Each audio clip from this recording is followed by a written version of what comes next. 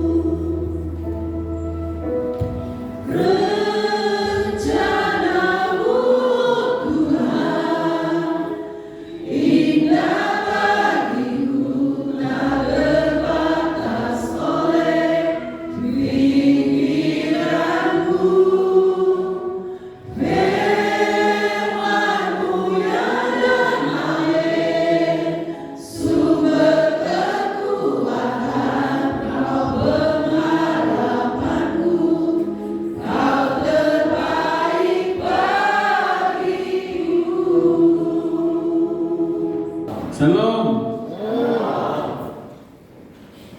Jangan kita tegang-tegang, kita rileks saja. Walaupun hari ini adalah hari yang panjang, kita kena pakai untuk beribadah di hadapan Tuhan, tapi kita tetap bersyukur dan tetap mau ikut sampai selesai ibadah. Amin. Haleluya. Macam ragu-ragu itu amin dia. Tapi tidak apa, saya akan tetap melaksanakan apa yang Tuhan amanatkan untuk saya. Kalau Tuhan bilang 2 jam, ya 2 jam. Ya. Kalau Tuhan bilang 3 jam, ya 3 jam. Kalau Tuhan bilang 15 menit, saya mau kasih tambah 2 menit lagi. Baik.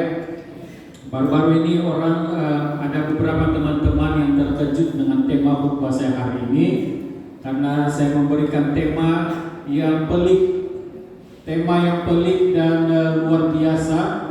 Tema yang akan saya bawakan untuk kita belajar bersama-sama sesuai dengan pembacaan yang saya petik dari kitab Yehezkiel pasal yang ke-37 ayat yang ke-3 sampai ayat yang ke-8. Itu saya beri tema gereja yang stres. Siapa yang stres di sini? Ada yang stres? Saya lihat semua muka-muka stres ini. Gereja yang stres. Kenapa itu perlu dinyatakan ataupun kenapa saya mengambil tema ini? Sebab gereja itu bukan berbicara tentang gedung gereja ini. Gereja yang dimaksudkan itu bukan berbicara tentang bangunan gereja ini, tetapi gereja yang dimaksudkan adalah gereja, yaitu tubuh kita, orang-orang percaya itu sendiri. Dan kebanyakan ataupun ramai orang ataupun ramai banyak gereja yang sedang mengalami stres. Kenapa dia stres? Sebab dia tidak tahu kalau dia itu adalah gereja. Dia tidak tahu kalau dia itu adalah orang yang percaya. Saya punya tema itu, dia punya S double lah, STRESS. Oke. Stres. Nah, mungkin ada di antara kita saat ini yang sedang tertanya-tanya, saya tidak stres ataupun saya stres kan ya? Saya stres kan? Tapi mari kita kupas, mari kita lihat apa yang terkandung di dalam ayat-ayat yang saya bacakan ini. Yehezkiel pasal yang ke-37 ayat yang ke-3 sampai ayat yang ke-8. Kita boleh baca keseluruhan ayat ini dari ayat pertama sampai ayat yang ke-14. Saya akan baca begini. Tulisan pekatitan di atas kebangkitan Israel. Lalu kekuasaan Tuhan meliputi aku dan Ia membawa aku keluar dengan perantaraan rohnya dan menempatkan aku di tengah-tengah lembah, dan lembah ini penuh dengan tulang-tulang. Ia membawa aku melihat tulang-tulang itu berkeliling-keliling, dan sungguh amat banyak bertaburan di lembah itu. Lihat, tulang-tulang itu amat kering. Lalu Ia berfirman kepadaku, hai anak manusia, dapatkah tulang-tulang ini dihidupkan kembali? Aku menjawab, ya Tuhan Allah, Engkaulah yang mengetahuinya. Lalu firman-Nya kepadaku, berbuatlah mengenai tulang-tulang ini, dan katakanlah kepadanya, hai tulang-tulang yang kering, dengarlah firman Tuhan. Beginilah firman Tuhan Allah kepada tulang-tulang ini, aku memberi nafas hidup di dalammu, supaya kamu hidup kembali. Aku akan memberi urat-urat padamu dan menumbuhkan daging padamu. Aku akan menutupi kamu dengan kulit dan memberikan kamu nafas hidup, supaya kamu hidup kembali. Dan kamu akan mengetahui bahwa Akulah Tuhan. Lalu aku berbuat seperti yang diperintahkan kepadaku, dan segera sesudah aku berbuat, kedengaranlah suara. Sungguh suatu suara berderak-derak, dan tulang-tulang itu bertemu satu sama lain. Sedang aku mengamati-amatinya, lihat urat-urat dan daging tumbuh padanya, kemudian kulit menutupinya, tetapi mereka belum bernafas.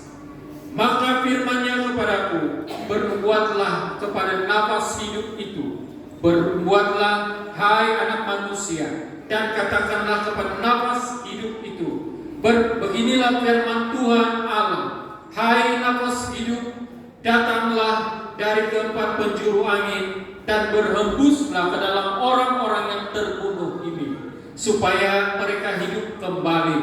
Lalu aku berbuat seperti yang diperintahkannya kepadaku, dan nafas hidup itu masuk di dalam mereka, sehingga mereka hidup kembali. Mereka menjejakkan kakinya suatu tentara yang sangat besar. Firman-Nya kepadaku, hai anak manusia, tulang-tulang ini adalah seluruh kaum Israel. Sungguh mereka sendiri mengatakan, tulang-tulang kami sudah menjadi kering, dan pengharapan kami sudah lenyap, kami sudah hilang. Oleh sebab itu, berbuatlah dan katakanlah kepada mereka, beginilah firman Tuhan Allah, sungguh aku membuka kubur-kuburmu dan membangkitkan kamu, hai umatku, dari dalamnya, dan aku akan membawa kamu ke tanah Israel. Dan kamu akan mengetahui bahwa akulah Tuhan, pada saat aku membuka kubur-kuburmu dan membangkitkan kamu, hai umatku, dari dalamnya. Aku akan memberikan rohku ke dalammu, sehingga kamu hidup kembali, dan aku akan membiarkan kamu tinggal di tanahmu, dan kamu akan mengetahui bahwa aku, Tuhan, yang mengatakannya dan membuatnya. Demikianlah firman Tuhan. Demikian panjangnya firman Tuhan yang kita baca pada pagi hari ini. Namun saya akan hanya sampaikan dari ayat yang ketiga sampai ayat yang ke-7 atau ke-8. Nah, saudara dikasih Tuhan, temanya saya tidak tukar, masih lagi gereja yang stres. Kenapa gereja yang stres? Karena kita tahu bahwa di akhir-akhir ini banyak sekali gereja yang mengalami stres, tekanan, dan sebagainya. Dan apabila orang-orang mengalami stres, mereka itu umpamanya ataupun seperti tulang-tulang yang kering. Tulang-tulang yang kering, dan kekeringan itu amat sangat. Kita belajar daripada apa yang dikatakan dalam firman Tuhan ini, di mana Yehezkiel, Nabi Yehezkiel itu Tuhan telah bawa dia dalam satu penglihatan dan membawa dia dalam suatu lembah, di mana di lembah itu penuh dengan tulang-tulang. Dan kita percaya melalui firman Tuhan yang kita baca bahwa tulang-tulang yang ada di sana sudah terserap, tidak lagi terkumpul seperti mana layaknya tubuh seorang manusia, tetapi dia hanya tulang-tulang. Dan tulang-tulang itu bukan hanya terserap begitu saja, tetapi sangat-sangat kering. Dan dikatakan kalau tulang-tulang yang kering ini bukan lagi tulang yang kering biasa-biasa, tetapi sumsum tulang itu pun sudah tidak ada. Dan apabila kita melihat sumsum ataupun tulang-tulang yang kering ini secara nyata, itu pastinya kita tidak akan dapat membayangkan apakah masih ada kehidupan untuk tulang-tulang ini. Apatah lagi apabila tulang-tulang ini tercerai-berai ataupun terserap, tidak akan ada kehidupan lagi di dalam tulang-tulang itu. Jangankan tulang-tulang, manusia pingsan saja pun orang sudah menangisi dia, ingat bahwa dia sudah akan mati, akan meninggal. Jangankan dia pingsan, baru orang sakit pun kita sudah, ini sudah lama lagi. Itu kita punya pikiran. Apabila menurut pengalaman sendiri pun, apabila sakit yang merasa sakit teruk sikit, yang diingat itu bukan berharap kepada Tuhan, tetapi ingat itu kuburan. Nah, itu orang-orang yang stres begitu. Apabila dia sakit, yang dia ingat itu kematian. Dia tidak ingat Tuhan. Dia tidak ingat Tuhan. Ramai yang begitu, banyak gereja yang begitu, banyak pribadi yang begitu. Nah, saudara dikasih Tuhan, dikatakan oleh firman Tuhan bahwa tulang-tulang itu sangat-sangat kering. Dan Tuhan memperingatkan Nabi Yeskel ini, membawa Yeskel ini melihat secara dekat lagi, melihat bahwa tulang-tulang yang terserak itu adalah tulang-tulang yang tidak ada unsur-unsur hidup lagi. Nah, pada waktu Tuhan berbicara kepada Nabi Yeskel, bernubuatlah kepada tulang-tulang yang kering itu. Dia suruh Nabi Yeskel, ataupun sebelum dia suruh, dia tanya dulu Nabi Yeskel, dia katakan, apakah masih ada harapan? Bolehkah tulang-tulang ini hidup? Saya percaya pada waktu itu dengan iman, dengan keyakinan yang sepenuh-penuhnya, Yeskel telah menjawab, hanya Engkau yang tahu, Tuhan. Karena kalau dia mengandalkan kekuatan manusiawi dia, kalau dia mengandalkan dirinya, hikmat manusiawinya untuk menjawab, pasti jawabannya berbeda. Pasti jawabannya dia katakan, menurut saya, menurut ini, menurut apa yang saya tahu, bahwa tulang-tulang ini sudah tidak ada harapan. Itu jawaban manusia. Dan kadang-kadang selalunya jawaban kita itu seperti ini. Kalau kita ditanya tentang pelayanan, kalau kita ditanya tentang apa saja yang menyangkut tentang pelayanan, yang kita pikir agak mustahil, kita akan menggunakan kekuatan diri kita, kekuatan mental manusia. Kita katakan menurut saya, menurut pengalaman saya, menurut yang saya tahu, menurut apa yang saya ketahui dalam bidang perubatan, ini memang tiada harapan. Nah, itu menurut kita. Tapi menurut Tuhan, sesuai dengan kehendak Tuhan, itu pasti akan sesuatu yang luar biasa, ataupun sesuatu yang tidak mungkin bagi manusia, itu pasti mungkin bagi Tuhan. Karena itu sesuai dengan kehendaknya. Nah, saudara yang kasih Tuhan, gereja yang stres, kita kembalikan ini kepada kita pada hari ini. Saya belajar dengan tulang-tulang ini, fungsi, ataupun saya belajar dengan keadaan tulang-tulang kering ini.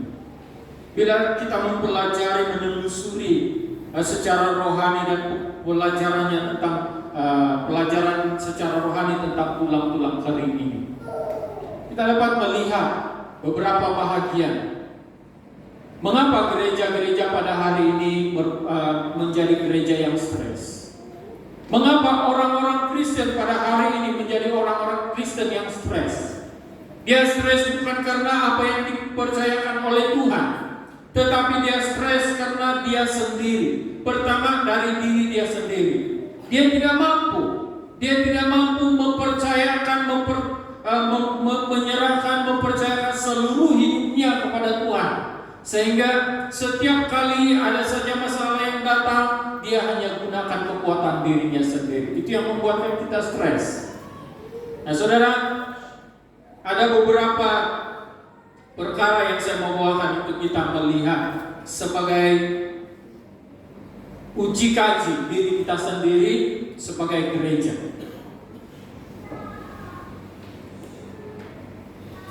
Gereja yang stres ini, simptom dia sama seperti tulang kering. Orang-orang yang stres ini, simptom dia sama seperti tulang-tulang kering. Tulang kering yang sangat kering, yang sampai sum-sum dia tidak ada lagi, kering sama sekali. Kalau kering seperti narar tidak apa, masih ada sum-sum di dalam. Kalau dibuat sup masih lagi boleh isap itu sum-sum tulang. Tetapi kalau kering, dia punya sum-sum tidak ada pun, tidak ada sedapun, itu luar biasa. Dia tidak dapat digunakan pakai. Kalau itu narar tidak dapat digunakan lagi. Sum-sum dia tidak ada, tinggal sup tulang kering lah. Kalau sup tulang kering ini memang tidak sedap. Walaupun dia dicampur dengan apa campuran sekalipun, memang tidak sedap karena sudah kering. Nah, saudara yang kasih Tuhan, sistem jemaat yang memiliki ataupun memiliki simptom tulang kering. Yang pertama, dia tiada semangat. tiada semangat untuk beribadah, tiada semangat untuk mau ikut Tuhan. Dia hilang semangat, dia kurang semangat. Kalau kurang semangat, ya itu masih ada semangat lagi. Tapi kalau hilang semangat, tidak ada semangat, itu berarti dia sudah sama seperti tulang-tulang kering yang sum-sumnya pun sudah habis. Tidak ada. Nah, saudara dikasih Tuhan, kita belajar dengan tulang-tulang kering ini. Kita tidak mau menjadi gereja yang stres. Kita tidak mau menjadi tulang-tulang kering yang begitu kering atau begitu luar biasa keringnya. Kalau boleh, janganlah kita menjadi tulang kering. Jadilah jemaat yang tidak punya simptom tulang kering, yang senantiasa ada semangat, yang senantiasa ada kekuatan. Nah, saudara kasih Tuhan, orang yang tiada semangat, kata Amsal, hati yang gembira adalah obat, tetapi semangat yang patah itu mengeringkan tulang. Nah, saudara kasih Tuhan, kita tidak boleh sebagai gereja kita tidak boleh hilang semangat. Walau stres manapun kita tidak boleh hilang semangat. Walau stres manapun kita tidak boleh hilang harapan. Apalagi hilang berharap kepada Tuhan. Kadang-kadang kita ini sebagai jemaat, masalah sedikit kita perbesar-besarkan, tetapi masalah besar kita perkecilkan. Itu bagus itu, kalau masalah besar diperkecilkan. Tetapi kalau masalah yang luar biasa besarnya kita anggap biasa saja, itu berarti kita itu tiada rasa sudah. Kita tidak mau yang seperti itu. Masalah apapun dalam kehidupan kita jangan kita perbesar-besarkan, jangan kita dikeringkan oleh masalah-masalah itu. Kita hadapi masalah itu dengan hati yang tertuju kepada Tuhan sebagai pengharapan kita, supaya kita kita tidak menjadi gereja yang stres, supaya kita tidak stres. Kadang-kadang orang menjadi stres karena dirinya sendiri. Seperti yang selalu saya katakan, orang yang stres ini bila orang lain angkat kening sebelah pun dia anggap itu peperangan. Ini stres. Orang yang stres ataupun orang yang stres ini adalah orang yang bila dengar orang berbicara, kalau dia tidak berapa dengar pun dia katakan, "Oh, ini memperkatakan saya." Ini tanda-tanda stres. Kadang-kadang burung berbunyi pun dia marah. Ini tanda-tanda stres. Dan kita tidak mau seperti itu, karena simptom seperti itu adalah simptom tulang kering. Kita tidak mau. Jangan jadi sama seperti tulang-tulang yang kering. Karena Tuhan tugaskan kita untuk menghidupkan tulang-tulang kering. Tapi kalau gereja itu sendiri mempunyai simptom tulang kering, itu susah. Tapi bagi Tuhan tidak ada yang mustahil. Kita minta, kita yang berpengharapan ini, kita yang punya harapan dan punya pengharapan ini, mari kita terus menerus tinggal di dalam Tuhan, supaya semangat itu tetap ada, tetap kuat di dalam Tuhan. Nah, orang yang punya simptom tulang kering ini ataupun gereja yang punya simptom tulang kering ini adalah bila apa saja yang di hadapan matanya, yang dilihatnya, yang dipikirnya, yang dirasanya, semua sia-sia. Itu adalah perasaan sebuah ataupun seorang orang percaya yang punya simptom tulang kering ini. Apa saja yang dia lihat semua, oh itu tidak berhasil. Seperti ada seorang bapak mengatakan kepada anak-anak buahnya, dia katakan, "Saya lihat kamu ini ya tiada harapan, kamu ini tiada sekolah, kamu ini begini-beginilah ini sampai seumur hidup kamu." Itu pandangan dia, karena dia stres. Tetapi lihat beberapa waktu kemudian, beberapa tahun kemudian, beberapa puluh tahun kemudian, anak si bapak yang bercakap ini yang tiada harapan. Terbalik, karena dia stres, lalu dia lihat anak orang, anak dia sendiri dia tidak lihat. Nah, ini adalah contoh pandangan sia-sia. Nah, kadang-kadang juga dalam gereja, semua yang dilakukan dalam gereja itu sia-sia semua. Kadang-kadang kita berpikir, apa yang saya lakukan hari ini semua sia-sia. Sama seperti seorang yang menanam durian. Dia tanam durian, bila durian dia sudah besar, dia stres dengan anak-anaknya, dia marah dengan anak-anaknya, dia tebang semua durian yang dia tanam. Bikin rugi saja saya tanam.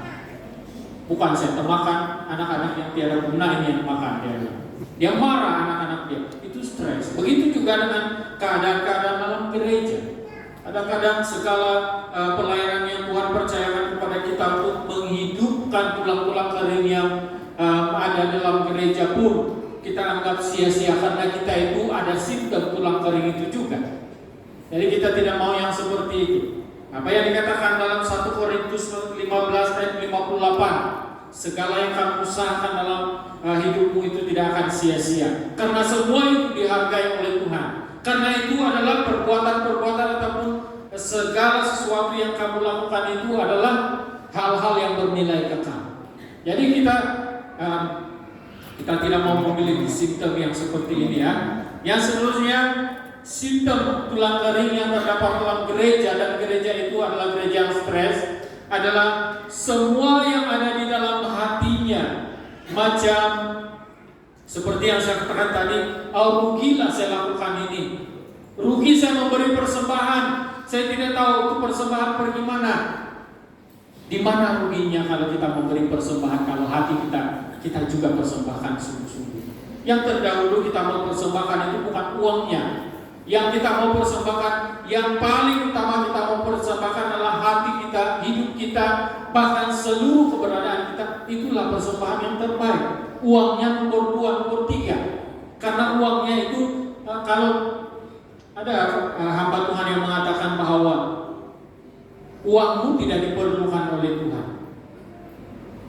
Uangmu yang banyak itu tidak diperlukan oleh Tuhan. Karena Tuhan itu sumber segala sesuatu. Dia petik saja jari begini, bintang di langit boleh dia berikan kepada kita. Siapa yang bisa membeli bintang di langit? Tidak ada. Jadi yang diperlukan oleh Tuhan adalah dirimu, hatimu.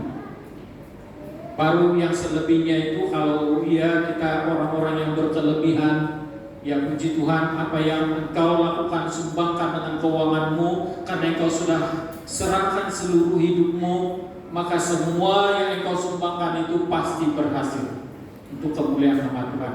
Dan itu juga dipakai Tuhan untuk menghidupkan tulang-tulang kering yang ada pada kita. Dan saudara dikasih Tuhan, semua yang ada di dalam hati kita, semua bagi orang-orang yang punya simptom tulang kering ini adalah semua yang dia lakukan dalam gereja rasa rugi.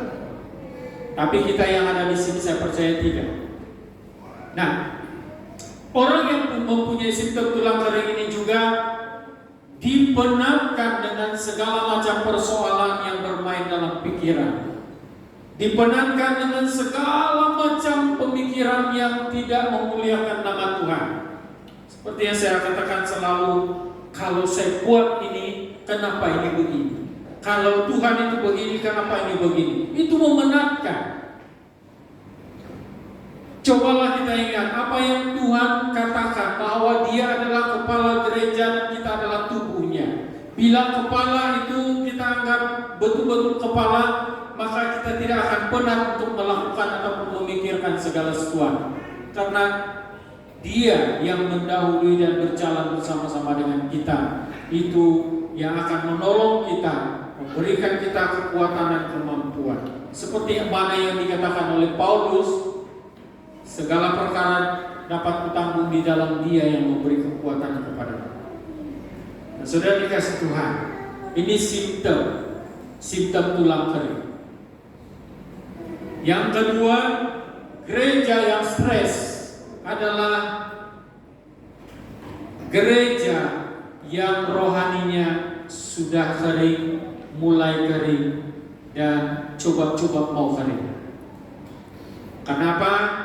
Karena dia tidak berharap lagi kepada Tuhan. Ramai orang Kristen yang sudah tidak berharap lagi kepada Tuhan, yang tidak mau berharap lagi kepada Tuhan, mengharapkan kekuatan dirinya, mengharapkan kemampuan dirinya sendiri saja, sehingga dia kering secara rohani. Kering doanya, kerinduannya menjadi kerinduan, kerinduan menjadi kerinduan. Kerinduannya sudah kering. Tidak ada lagi doa, tidak ada lagi syafaat, tidak ada lagi tidak ada lagi kerinduan untuk mau persekutuan di hadapan Tuhan. Tapi saya bersyukur karena di tempat ini kalau ada persekutuan doa ataupun ibadah-ibadah persekutuan doa di tempat ini merupakan gereja yang kedua yang saya pernah datang, yang kehadiran persekutuan doa dia luar biasa. Saya pernah hadir dalam satu persekutuan doa, bertahun-tahun kami ada di sana. Kadang-kadang saya dengan istri duduk-duduk di sana, bertinggung, saya tinggung dia tinggung saya. Dia senyum saya senyum dia. Lama-lama doa penutup dan pulang. Saya pernah hadir di tempat yang begitu. Kadang-kadang juga dalam gereja itu, kadang-kadang kita harus paksa. Oke, semua hadir dalam persekutuan doa hari Rabu minggu depan, karena kita sediakan makanan dan minuman. Itu ramai datang. Ramai yang datang. Ada lagi yang tanya, makan berat ke makan ringan, pastor? Makan ringan dan makan berat. Itu ramai datang. Tapi 2-3 kali buat saja sudah orang bosan, sudah orang ditek. Dia katakan, si pastor bijak betul lah, dia pancing kita dengan makanan dan minuman. Aku datang ke gereja bukan karena makan dan minum. Pandai pula dia berbicara sedemikian. Tetapi dia tidak pandai mengimbangi dirinya untuk datang persekutuan dengan Tuhan. Saudara dikasih Tuhan, kita juga pernah melayani di sebuah gereja yang pada mulanya hanya 5 orang yang datang dalam persekutuan. Dan apabila kita jelaskan kepada mereka tentang persekutuan sebenarnya bukan bersekutu dengan pastor, bukan bersekutu dengan apa yang namanya peraturan gereja, tetapi kita bersekutu dengan Tuhan yang hidup, Tuhan yang memberkatimu, Tuhan yang menyediakan segala sesuatu bagimu. Itulah yang kita mau bersekutu bersama-sama. Itulah yang kita mau sembah. Dan pada waktu itu mulailah ramai orang datang.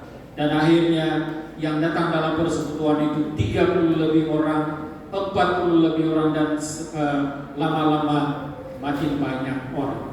Nah, saudara dikasih Tuhan, sedangkan jemaat di sana 3 hingga 400 orang dalam satu kali ibadah.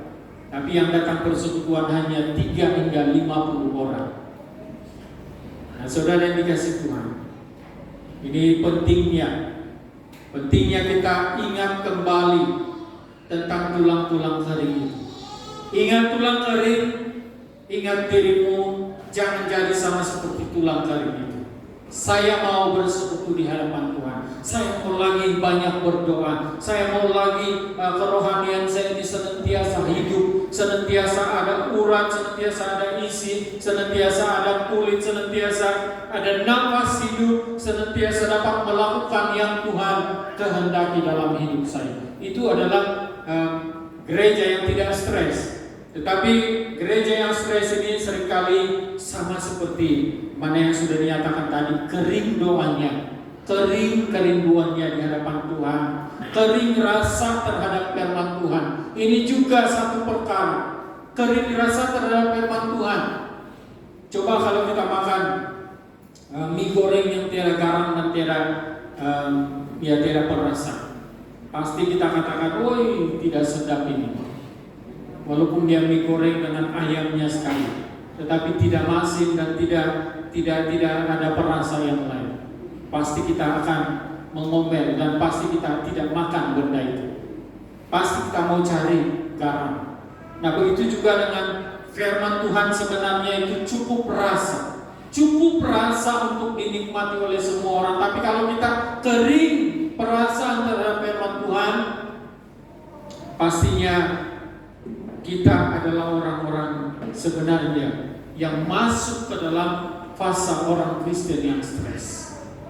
Saudara dikasih Tuhan, orang yang kering rasa terhadap firman Tuhan, dia menganggap bahwa firman Tuhan itu hanya satu kebiasaan. Yang selepas pujian dan penyembahan dan harus ada firman Tuhan. Firman Tuhan itu harus didengar selama 1,5 jam. Lepas 1,5 jam kita doa amin dan keluar dan lupakan firman Tuhan itu. Sebenarnya orang yang tidak rohaninya tidak kering, dia punya rasa begini. Dia mendengar firman Tuhan itu, dia terima firman Tuhan itu, lalu dia pelan-pelan melakukan. Kalau dia tidak mampu lakukan itu terus, dia hidupi firman Tuhan itu, dia terima firman Tuhan itu dan dia hidupi dan dia lakukan firman Tuhan itu. Itulah orang yang ada rasa dengan firman Tuhan. Dan kadang firman Tuhan itu juga memberi rasa yang begitu luar biasa. Bila firman Tuhan pada hari ini Anda diberkati, bila mendengar firman Tuhan, Anda dipukul oleh firman Tuhan, Anda terpukul oleh firman Tuhan, Anda tertembak oleh firman Tuhan, Anda tertarik karena ada firman Tuhan hari ini, Anda adalah orang-orang yang ada rasa. Anda tertidur bila mendengar firman Tuhan pada hari ini, Anda adalah orang-orang yang ada rasa. Karena Anda sampai tertidur menghayati firman Tuhan. Ada amin kan itu?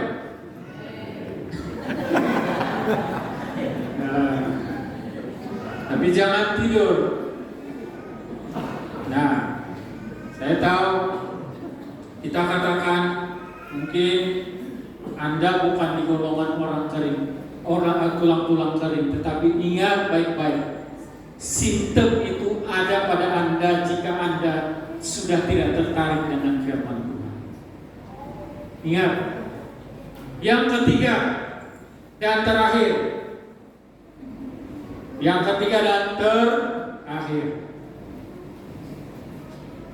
gereja yang stres. Gereja yang stres adalah gereja ataupun orang-orang yang sudah tidak tertarik dengan pelayanan. Itu adalah simptom tulang kering. Sudah tidak tertarik di pelayanan. Ada pelayanan yang dipercayakan, itu untuk mereka-mereka saja yang pandai, yang layak, yang cantik, yang handsome dan yang sebagainya. Hanya pelayanan ini hanya mereka yang ada rambut cukup.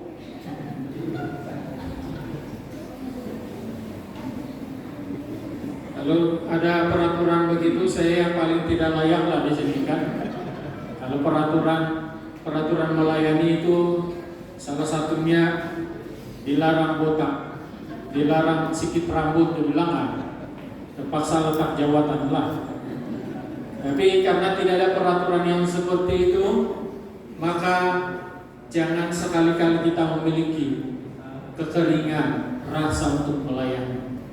Karena itulah yang terdapat di dalam tulang-tulang kering, kekeringan rasa. Mereka tidak ada punya rasa lagi. Tapi puji Tuhan, Tuhan berbicara kepada Yeskel, perintahkan tulang-tulang itu supaya mereka mendengar firman Tuhan. Lalu Yeskel melakukan itu, maka tulang-tulang kering itu mulai mendengar firman Tuhan. Nah, kalau tulang-tulang kering itu bisa mendengar firman Tuhan, apalagi manusia-manusia yang punya isi dan punya hidup, masih hidup ini. Kalau kita itu tidak lagi dapat menerima firman Tuhan ataupun tidak dapat lagi melayani, tidak mau melayani lagi dalam apapun bentuk pelayanan, maka kita sama seperti garam yang tawar ataupun hambar. Jadi saudara dikasih Tuhan, siapapun kita yang Tuhan percayakan untuk melayani, ya terus melayani. Jangan Jangan berhenti, jangan sudahkan pelayanan Anda. Kadang-kadang saya mendengar, saya saja yang melayani. Perkataan saya itu terlampau panjang. Jadi itu rumutan namanya. Saya saja yang pimpin, saya saja main musik. Itu rumutan, bukan lagi pemberitahuan. Rumutan, merumut sudah itu.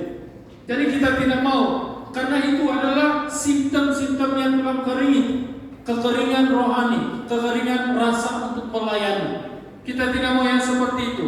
Kita mau supaya biar setiap hari kita melayani, kita akan terus tetap melayani. Pelayanan khotbah ini pun sebenarnya kalau saya punya simptom tulang kering, saya katakan, saya saja yang khotbah. Kalau saya katakan begitu, apa katakan? Kalau saya berbicara di sini, saya katakan, hei, penetua-penetua, sudahkah penetua yang lain yang boleh berbicara, boleh berkhotbah? Tapi syukur di sini semua penetua boleh berkhotbah dan jemaatnya juga hebat-hebat dalam khotbah. Puji Tuhan.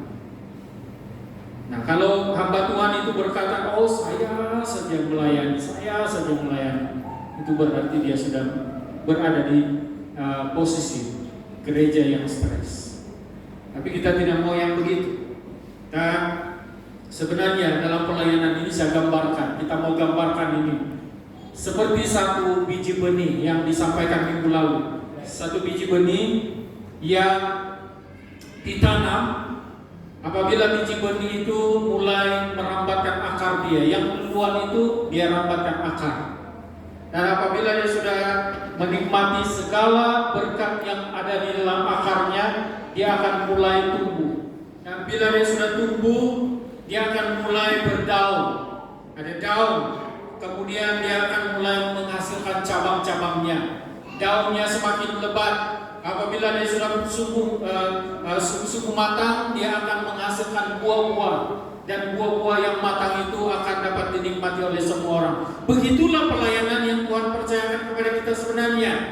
Kita tidak boleh hanya menjadi benih. Apabila benih itu diletakkan dan kita terus hanya sebagai benih, hanya tinggal sebagai benih, itu adalah simptom tulang kering. Tinggal sebagai benih sampai Tuhan Yesus datang. Itu sama seperti apa yang dikatakan oleh Tuhan Yesus. Kamu diberikan talenta, tetapi kamu tidak lakukan apa-apa.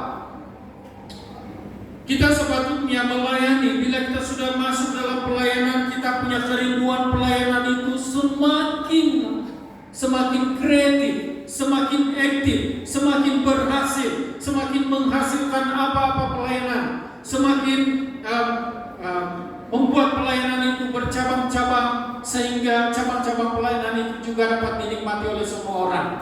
Sehingga cabang-cabang kita, kalau kita umpamanya benih yang bertumbuh, berbuah, berdaun lebat, berbuah, dan bila cabang-cabang kita itu sudah mulai matang sebagai cabang, apa yang terjadi? Burung-burung di udara akan bersarang di atas dahan kita. Berarti orang-orang yang ada di sekitar kita yang tidak termasuk ke dalam golongan kita pun rasa senang, rasa diberkati, rasa menikmati, karena ada Tuhan yang berserta dengan kita, yang membuatkan kita bertumbuh, yang membuatkan kita berhasil, yang membuatkan kita menyatakan memberikan buah-buah ataupun hasil daripada pelayanan kita.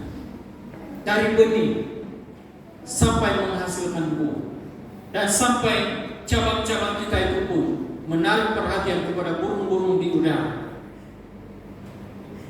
untuk buat sarang, dan mereka beranak pinak di sana. Dan saudara dikasih Tuhan, itulah pelayanan.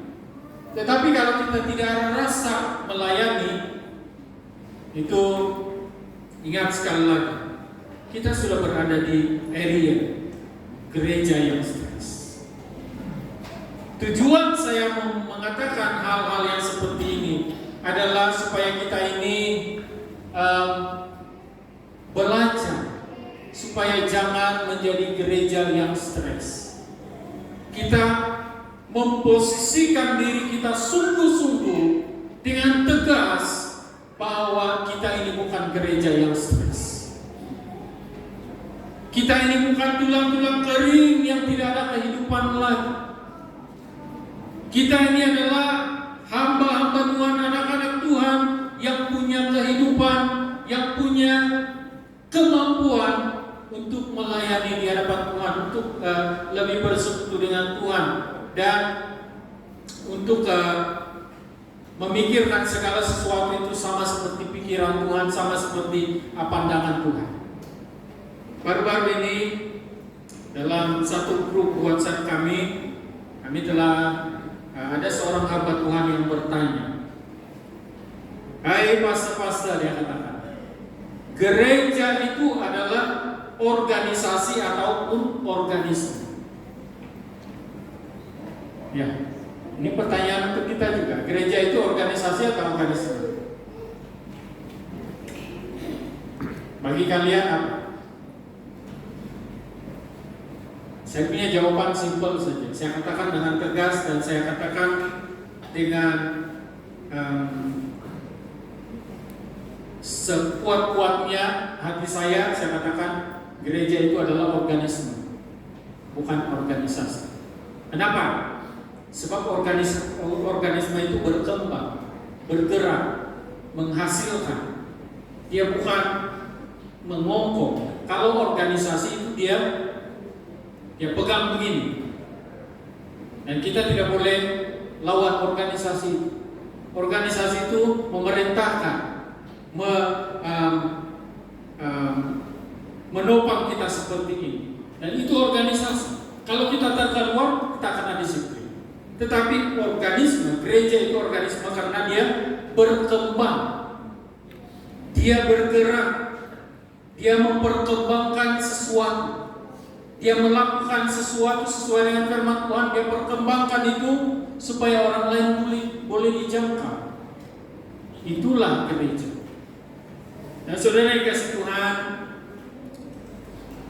jangan kita biarkan simptom tulang kering ini menguasai hidup kita. Karena apabila hal ini berlaku, maka kita akan menjadi sebuah gereja yang stres. Dan kita tidak mau stres lagi, kita mau happy di hadapan Tuhan.